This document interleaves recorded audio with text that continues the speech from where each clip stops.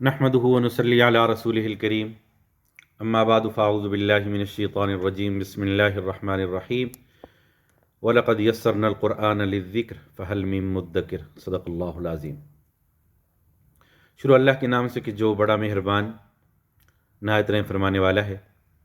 आज इंशाअल्लाह 22वें पारे की तफसीरी नुकात आपके सामने पेश किए जाएंगे, जिसमें सूरह अहज़ाब का बकिया हिस्सा, सूरह सबा मुकम्मल और सूरह फातिर मुकम्मल, इनके तफसीरी नुकात आपके सामने अर्ज़ किए जाएंगे।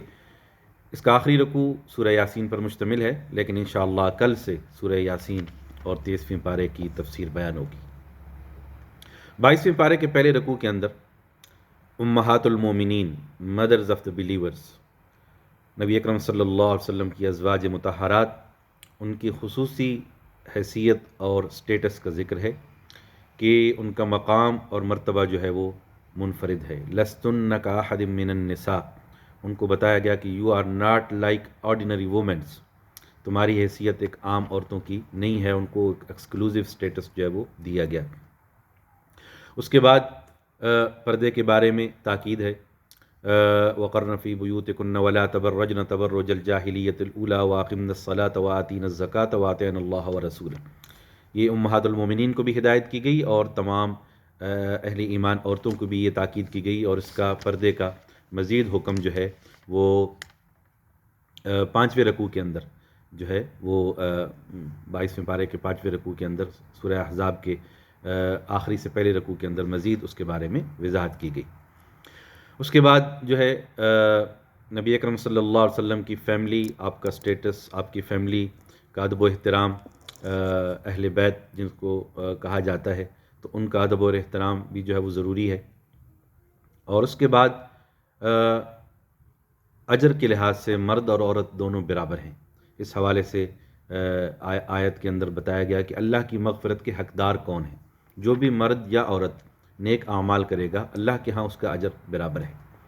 और दोनों को अल्लाह ताला ने बिलखुसूस ज़िक्र फरमाया अलग अलग करके, इन्नल मुस्लिमीन वल मुस्लिमात वल मुमिनीन वल मुमिनात वल क़ानितीन वल क़ानितात वस्सादिक़ीन वस्सादिक़ात वस्साबिरीन वस्साबिरात वल ख़ाशिईन वल ख़ाशिआत वल मुतसद्दिक़ीन वल मुतसद्दिक़ात वस्साइमीन वस्साइमात वल हाफ़िज़ीन फ़ुरूजहुम वल हाफ़िज़ात वज़्ज़ाकिरीन अल्लाह कसीरन वज़्ज़ाकिरात अअद्दल्लाहु लहुम मग़फ़िरतन व अजरन अज़ीमा।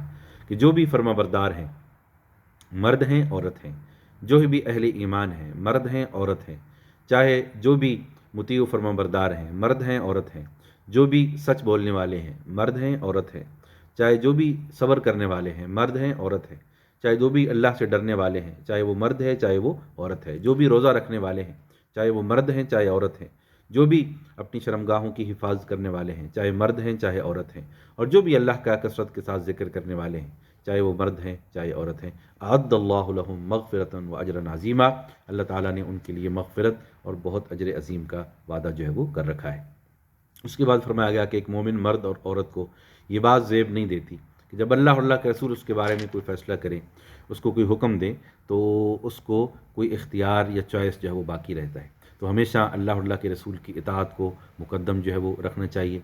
वैसे तो मुसलमान जो है कुरान और सुन्नत हमारे लिए रहनुमा हैं, हमें उनसे जो है वो रहनुमाई लेनी चाहिए। उसके बाद जो है मुँह बेले बेटों को हकीकी बेटी की एक रिवायत अरब के अंदर जाहिलियत के दौर के अंदर थी, और फिर उस मुँह बोले बेटी की मुतलका या जो है वो बेवा से ससुर का निकाह वो ममनू था। उसके बारे में जो है वो बताया गया कि इस जाहिलाना रिवायत को तोड़ा जा रहा है, और रसूलुल्लाह सल्लल्लाहु अलैहि वसल्लम ने इसके लिए जो है वो मिसाल कायम की। उसके बाद नबी अकरम सल्लल्लाहु अलैहि वसल्लम के स्टेटस को बताया गया, मा कान मुहम्मदुन अबा अहदिम मिन रिजालिकुम वलाकिन रसूलुल्लाहि व खातमन नबिय्यीन व कान अल्लाहु बिकुल्लि शैइन अलीमा। कि वो किसी तुम में से किसी मर्द के बाप नहीं हैं, बल्कि वो अल्लाह के रसूल हैं और सबसे आखिरी नबी हैं। नबी अकरम सल्लल्लाहु अलैहि वसल्लम ने भी अपने बारे में जो है वो कई मरतबा फरमाया, इन्नली अस्मा, आई हैव मैनी नेम्स, मेरे बहुत सारे नाम हैं। अना मुहम्मद व अना अहमद, मेरा नाम मोहम्मद भी है और मेरा नाम अहमद भी है।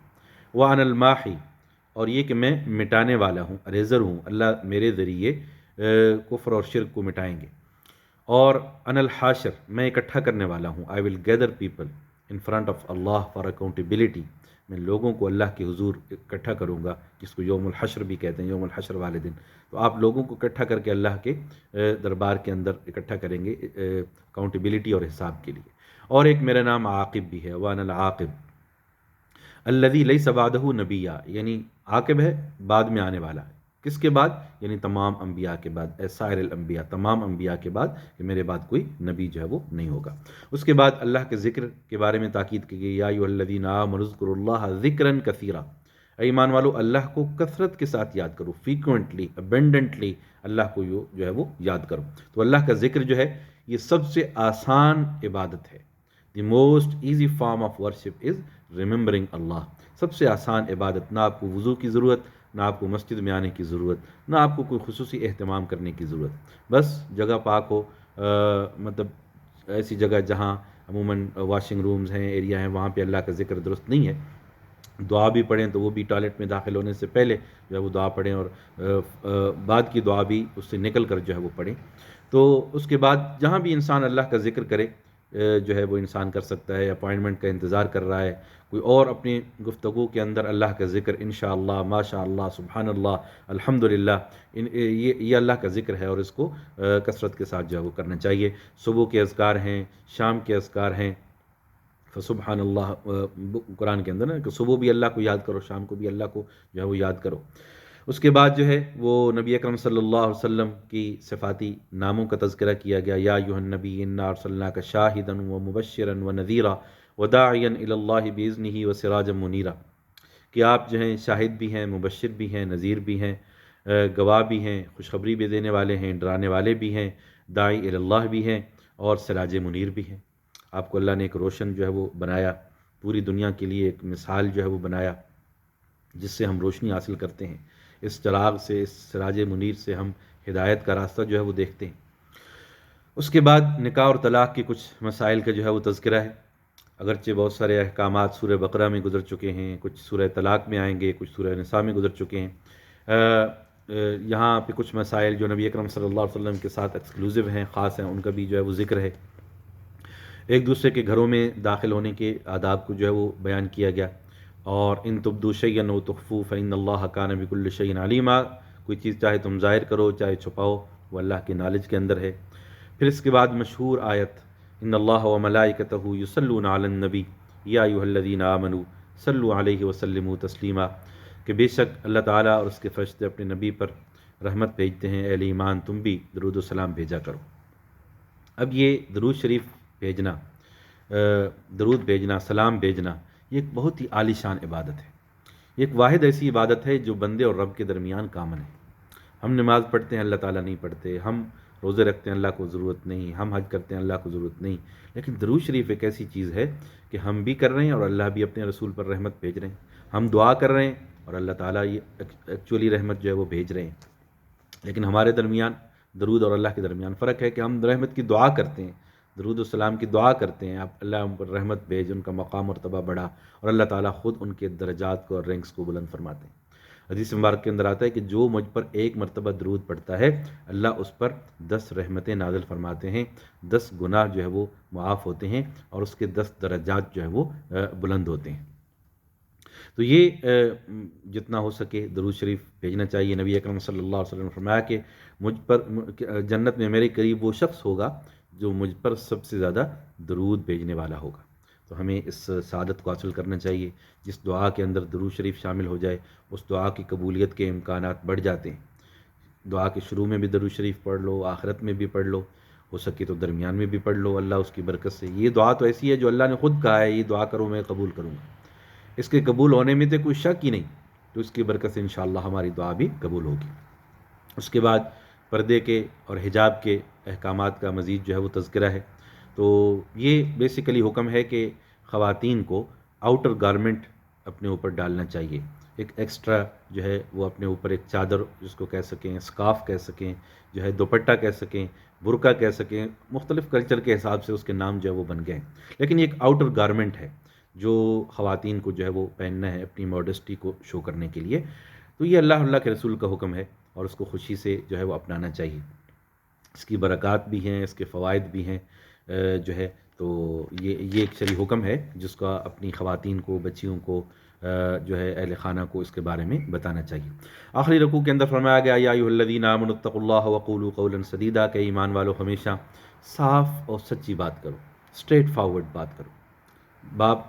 بات کے اندر جو ہے قول و فعل کے اندر دو نمبری کرنا یہ طریقہ درست نہیں، اپنے معاملات کو اسٹریٹ فارورڈ کرو۔ اور یہ عملاً دیکھا گیا ہے پریکٹیکل لائف میں کہ جو بندہ بھی اپنے قول و فعل میں سچا ہوتا ہے، کھرا ہوتا ہے، اس کو بہت کم نقصان اٹھانا پڑتا ہے، اور وہ بڑی خوشی کی زندگی گزارتا ہے، بڑی برکت والی زندگی جو ہے وہ گزارتا ہے، بڑی اطمینان والی زندگی جو ہے وہ گزارتا ہے، اس لیے کہ سچ میں اور قول و فعل میں جو ہے سچ کو اپنانا یہ بہت ساری برکات اپنے ساتھ جو ہے وہ لاتا ہے۔ اگلی سورت سورہ سبا ہے، جس کا آغاز اللہ کی تسبیح سے، اللہ کی حمد سے ہوتا ہے۔ قرآن میں کچھ صورتیں ہیں ان کا آغاز اللہ کی تسبیح سے ہوتا ہے، سبح یسبح، ان کو مسبحات کہتے ہیں۔ کچھ صورتیں ہیں ان کا آغاز اللہ کی حمد سے ہوتا ہے، اللہ کی پریز سے ہوتا ہے، الحمدللہ سے ہوتا ہے۔ تو یہ صورت بھی انہی میں سے ہے۔ اس سے اگلی صورت بھی، اس کا آغاز بھی اللہ کی حمد و ثنا سے ہوگا۔ تو الحمدللہ الذی لہ ما فی السماوات و ما فی الارض، تمام تعریفیں اللہ کے لیے ہیں جس کے لیے ہر وہ چیز ہے جو آسمانوں میں ہے اور زمین میں ہے، وَلَهُ الْحَمْدُ فِي الْآخِرَةِ، اور اسی کی حمد ہے، اسی کی تعریف ہے آخرت کے اندر بھی، وَهُوَ الْحَكِيمُ الْخَبِيرُ، اور وہ بڑی حکمت والی اور خبر رکھنے والی ذات ہے۔ يَعْلَمُ مَا يَلِجُ فِي الْأَرْضِ وَمَا يَخْرُجُ مِنْهَا، وہ ذات جانتی ہے جو کچھ زمین میں چیز آتی ہے اور جو زمین سے چیز نکلتی ہے، اور جو آسمان سے اترتی ہے اور جو آسمان کی طرف جاتی ہے، وَهُوَ الرَّحِيمُ الْغَفُورُ، اور وہ بڑی رحمت والی اور مغفرت والی جو ہے وہ ذات ہے۔ اس کے بعد فرمایا گیا کہ جو بھی ذرا برابر بھی چھوٹی چیز بڑی چیز وہ اللہ کے نالج کے اندر ہے، کتاب مبین کے اندر وہ لکھی گئی ہے۔ اور اس کے بعد جو ہے وہ داود علیہ السلام کا ذکر ہے، وَلَقَدْ آتَيْنَا دَاوُودَ مِنَّا فَضْلًا، کہ ہم نے داود کو فضل جو ہے وہ عطا فرمایا، اللہ کے وہ نبی تھے، ان کا تذکرہ جو ہے یہاں پہ ہمیں ملتا ہے۔ نبی اکرم صلی اللہ علیہ وسلم نے بھی کئی احادیث کے اندر داود علیہ السلام کی سیرت کو بیان فرمایا، ان کے معمولات کو بیان فرمایا۔ ایک حدیث مبارکہ کے اندر ذکر ہے، بخاری اور مسلم شریف کی حدیث ہے، نبی اکرم صلی اللہ علیہ وسلم نے فرمایا کہ ان احب الصلاۃ الی اللہ صلاۃ داود کان ینام نصف اللیل ویقوم ثلثا، کہ اللہ تعالیٰ کو ساری نمازوں میں نماز داودی پسند ہے، داود علیہ السلام کی نماز پسند ہے کہ رات کو وہ آدھی رات سوتے تھے اور پھر تیسرا حصہ جو ہے وہ نماز کے لیے کھڑے ہوتے تھے۔ اور اللہ کو نفلی روزوں میں یعنی نفلی نمازوں میں داود علیہ السلام کی نماز پسند، کہ رات کا کچھ حصہ آرام اور کچھ حصہ قیام، اور زیادہ حصہ آرام اور تھوڑا حصہ قیام۔ اور اسی طرح اللہ کو نفلی روزوں میں داود علیہ السلام کا روزہ پسند ہے کہ وہ ایک دن روزہ رکھتے تھے اور ایک دن نہیں رکھتے تھے، تاکہ اپنے اوپر غیر ضروری بوجھ نہ ڈالیں۔ تو یہ فلیکسیبلٹی ہے، جتنی بھی تطوع عبادات کے اندر جو نفلی عبادات ہیں ان کے اندر اللہ تعالیٰ نے فلیکسیبلٹی رکھی، ان کے اندر گنجائش ہوتی ہے کہ ہم اس کے مطابق جو ہے وہ کر لیں۔ لیکن بعض دفعہ لوگ اپنے اوپر غیر ضروری پابندیاں جو ہے وہ لگا دیتے ہیں، خواہ مخواہ جو ہے جبر کے ساتھ مسلسل روزہ رکھنا یا جبر کے ساتھ ہر روز رات کو قیام کرنا، یہ کوئی شریعت کی ریکوائرمنٹ نہیں ہے۔ کچھ لوگ آئے اور انہوں نے نبی اکرم صلی اللہ علیہ وسلم کے معمولات کے بارے میں پوچھا، ان کو بتایا گیا آپ رات کو سوتے بھی ہیں، رات کو قیام بھی کرتے ہیں، کبھی نفلی روزہ رکھتے ہیں کبھی نہیں رکھتے جو ہے، تو انہوں نے اس کو کم خیال کیا کہ انہم تقالونہا، تو ایک نے قسم اٹھا لی کہ میں آج کے بعد ہمیشہ ہر روز ساری رات نماز پڑھوں گا، دوسرے نے قسم اٹھا لی میں ہر روز دن کو نفلی روزہ رکھوں گا، تیسرے نے کہا میں کبھی شادی نہیں کروں گا۔ نبی اکرم صلی اللہ علیہ وسلم کو یہ باتیں معلوم ہوئی تو آپ نے کہا کہ لوگوں کو کیا ہو گیا ہے کہ وہ ایسی ویسی باتیں کرتے ہیں، میں اللہ کا رسول ہوں اور میں کبھی نماز رات کو نفلی نماز پڑھتا ہوں کبھی نہیں پڑھتا، کبھی سوتا ہوں کبھی نماز پڑھتا ہوں، اور کبھی روزہ رکھتا ہوں کبھی نہیں رکھتا، اور میں نے شادیاں بھی کی ہیں نکاح بھی کیے ہیں، تو جس نے میری سنت سے اعراض کیا وہ مجھ میں سے نہیں ہے۔ اور پھر نبی اکرم صلی اللہ علیہ وسلم نے ایک دفعہ زینب رضی اللہ تعالیٰ عنہ، جن کے بارے میں آیا تھا کہ انہوں نے ایک رسی باندھی ہوئی تھی اور اس سے پکڑ کر عبادت کرتی تھی تاکہ وہ گر نہ جائیں تھکاوٹ کی وجہ سے، تو نبی اکرم صلی اللہ علیہ وسلم نے وہ رسی کھلوا دی اور فرمایا کہ ان لربک علیک حق، بے شک تمہارے رب کا بھی تم پر حق ہے، ولجسدک علیک حق، اور تمہارے جسم کا بھی تم پر حق ہے، ولعینک علیک حق، تمہاری آنکھ کا بھی تم پر حق ہے، ولأہلک علیک حق، تمہارے گھر والوں کا بھی حق ہے، ولزوجک علیک حق، تمہارے خاوند کا یا تمہاری بیوی کا بھی تم پر حق ہے، فاعط کل ذی حق حقہ، ہر حقدار کو اس کا حق دو۔ تو ہمارا دین بڑا خوبصورت دین ہے، متوازن دین ہے، اس کے اندر ہر چیز کا لحاظ رکھا گیا۔ لا یکلف اللہ نفسا الا وسعها، کسی انسان کو اس کی کیپیسٹی سے بڑھ کر اللہ تعالیٰ نے اس کو مکلف جو ہے وہ نہیں بنایا۔ قوم سبا کا جو ہے وہ تذکرہ ہے، اور جتنی بھی قرآن کے اندر قوموں کا تذکرہ ہے ان کے اندر ہمارے لیے بھی سبق ہیں۔ مثلا اس سٹوری کے اندر ہمارے لیے بھی ایک سبق ہے کہ جس طرح ان پر اللہ کی نعمتیں اس قوم سبا پر آئیں اور انہوں نے شکر کے بجائے ناشکری کی، ہمارا عملی رویہ اور عملی تصویر بھی یہی ہے کہ اللہ کی نعمتیں ہیں لیکن اس کے باوجود ہم ناشکری کا مظاہرہ کرتے ہیں۔ تو یہ جو ہے کہ اللہ تعالیٰ فرماتے ہیں کہ جب نعمتیں ملیں تو اس کے نتیجے میں اللہ کی طرف رجوع کیا جائے، رجوع الی اللہ کیا جائے، اس کے نتیجے کے اندر اللہ اپنی نعمتوں کو اور بڑھا دیتے ہیں، ان کے اندر برکات جو ہے وہ نازل فرما دیتے ہیں۔ اس کے بعد جو ہے وہ کچھ لوگوں کا کہنا کہ ہم بڑے مال والے ہیں، بڑی کثرت اولاد پر انہیں فخر تھا، تو اللہ رب العالمین نے فرمایا کہ ان ربی یبسط الرزق لمن یشاء ویقدر، اللہ تعالیٰ جس کے لیے چاہتے ہیں رزق کو کشادہ کرتے ہیں اور جس کے لیے چاہتے ہیں کم کرتے ہیں۔ اللہ کی نعمتوں پہ شکر ادا کیا جائے، اور شکر کا تقاضا یہ ہے کہ اللہ کی اطاعت کی جائے۔ آمن وعمل صالحا فاولئک لهم جزاء الضعف ما عملوا وهم في الغرفات آمنون۔ اللہ تعالیٰ نے یہ مال اولاد یہ اللہ تعالیٰ نے آزمائش کے لیے دی، اور اصل چیز ایمان ہے، اعمال صالحہ ہیں۔ اور اس کے بعد جو ہے وہ آخری رکوع کے اندر فرمایا گیا نبی کی زبان سے کہ میں تمہیں ایک نصیحت کرتا ہوں، بہت ہی سنسیئر نصیحت کہ انفرادی اور اجتماعی طور پر غور و فکر کرو، اور جو ہے اللہ کی وحدانیت کی طرف جو ہے یہ چیزیں غور و فکر تدبر تمہیں اللہ کی توحید کی طرف لے جائے گا۔ اللہ تخلیق کائنات، اس پر غور و فکر کرنے سے انسان اللہ کی نشانیاں اس سے جو ہے وہ ملتی ہیں، اور اللہ کے اوپر ایمان انسان کا جو ہے وہ بڑھتا ہے۔ اس کے بعد اللہ رب العالمین کے فرمایا گیا کہ انہ سمیع قریب، وہ ذات سننے والی بھی ہے اور قریب بھی ہے۔ کچھ لوگ بڑی اونچی آواز میں دعا کر رہے تھے، ذکر کر رہے تھے، تو نبی اکرم صلی اللہ علیہ وسلم نے فرمایا، ابو موسیٰ رضی اللہ تعالیٰ عنہ روایت فرماتے ہیں، نسائی کی حدیث ہے کہ انکم لا تدعون اسم ولا غائب انکم تدعون سمیعا قریبا مجیبا۔ کچھ لوگ بہت اونچی آواز میں ذکر کر رہے تھے، تو نبی اکرم صلی اللہ علیہ وسلم نے فرمایا کہ تم ایک ایسی ہستی کو نہیں بلا رہے جو نعوذ باللہ بیری ہے یا اندھی ہے، تم ایک ایسی ہستی کو بلا رہے ہو جو نہ غائب ہے، اور وہ تمہاری پکار کو سن رہی ہے، تمہارے قریب بھی ہے، اور مجیب تمہاری دعا کا اور ذکر جواب بھی جو ہے وہ دے سکتی ہے۔ تو اللہ رب العالمین ایک سمیع اور قریب ذات ہے، تو انسان جب بھی ذکر کرے تو آہستہ طریقے سے کرے، اونچا ذکر کر کے جو ہے جس ذات کو سنانا مقصود ہے وہ تو آہستہ آواز میں بھی سن لیتی ہے۔ اس کے بعد جو ہے اگلے رکوع کے جو ہے وہ سورہ فاطر ہے، اس کا آغاز بھی اللہ کی تسبیح سے ہوتا ہے، حمد سے ہوتا ہے، اللہ کی تعریف سے ہوتا ہے۔ الحمدللہ فاطر السماوات والارض، تمام تعریفیں اللہ ہی کے لیے ہیں جس نے آسمان و زمین کو بنایا، جس نے فرشتوں کو بنایا۔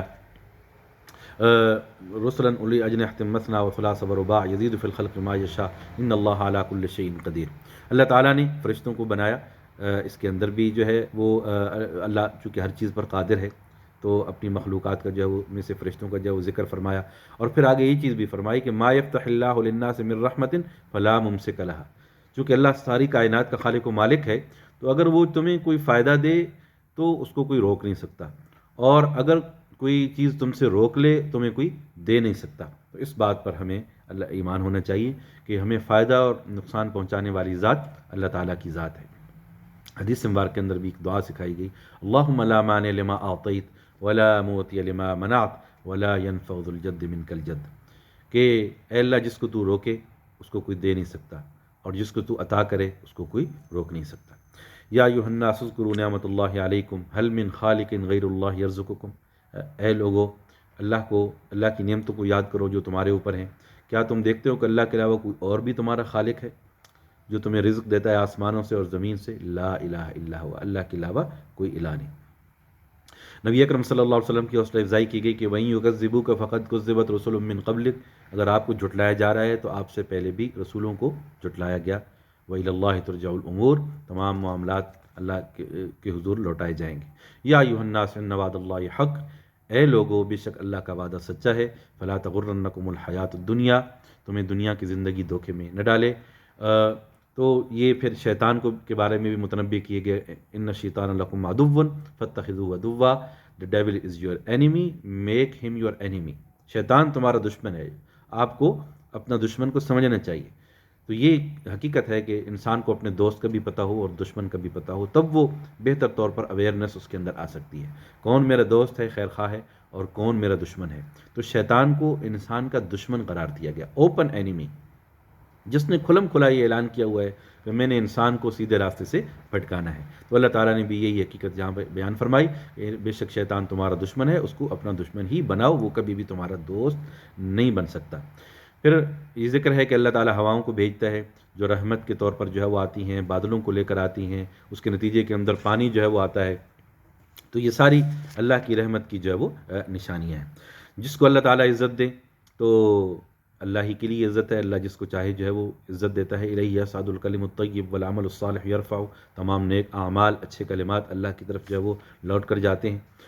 واللہ خلقکم من تراب، انسان کی حقیقت کو بیان کیا گیا، ثم من نطفہ، وہ کیسے مٹی سے پیدا کیا گیا، پھر اللہ تعالیٰ نے نطفے سے اس کی نسل کو جو ہے وہ چلایا، اور پھر مزید کائنات کی نشانیوں کا ذکر ہے۔ یولج اللیل فی النہار ویولج النہار فی اللیل وسخر الشمس والقمر، اللہ نے سورج اور چاند کو مسخر کیا، وہ اپنی ڈیوٹیاں جو ہے وہ انجام دے رہے ہیں، دن اور رات کا آنا، رات اور دن کا ایک دوسرے کے اندر داخل ہونا، یہ سب اللہ تعالیٰ جو ہے وہ ان امور کو سر انجام دے رہا ہے۔ مدبر، کائنات کا مدبر ذات اللہ تعالیٰ کی ذات ہے۔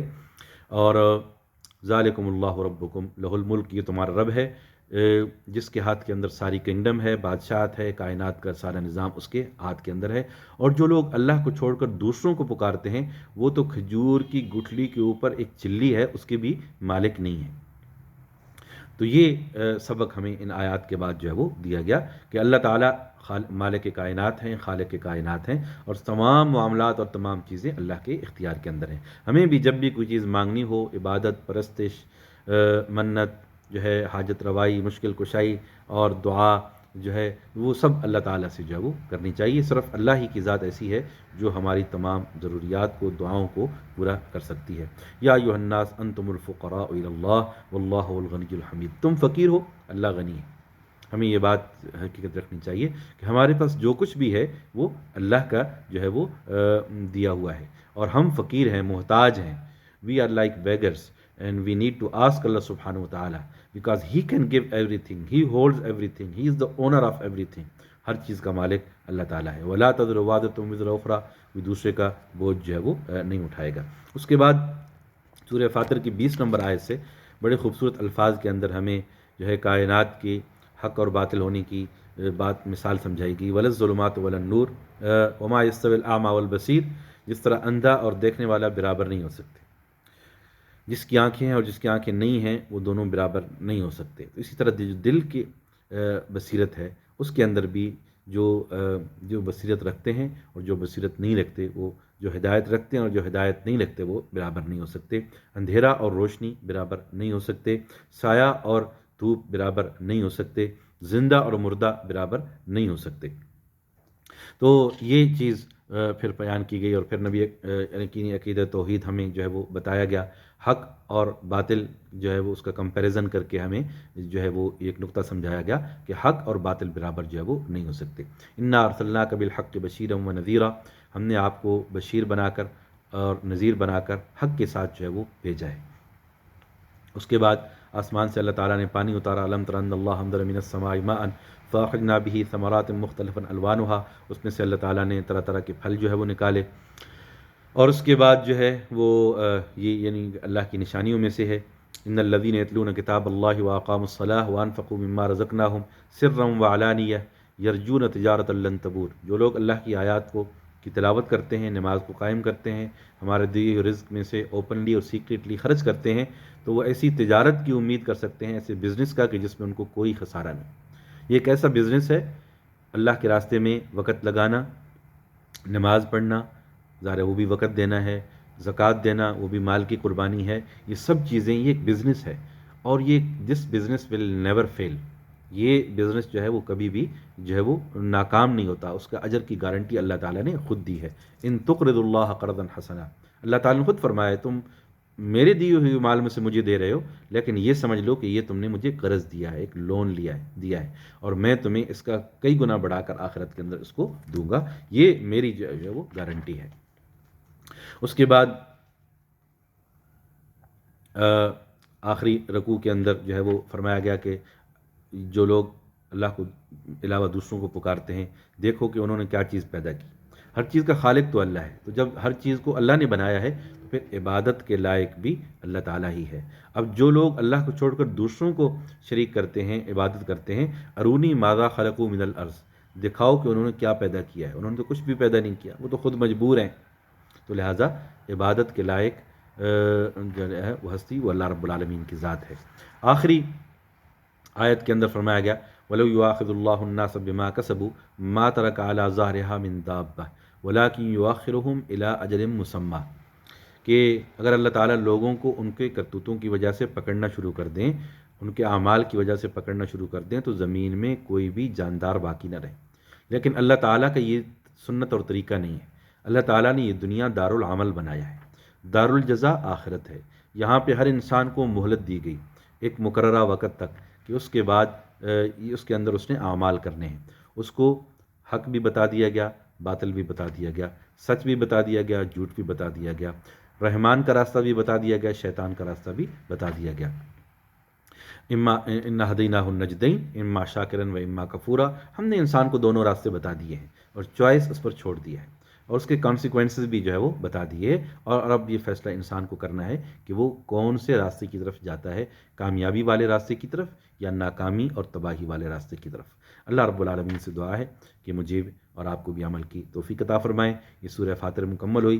سورہ یاسین سے انشاءاللہ کل کے تفسیری نکات کے اندر انشاءاللہ اس کے بارے میں بتایا جائے گا، اور کل 30ویں پارے کے بارے میں انشاءاللہ تفسیری نکات بیان کیے جائیں گے۔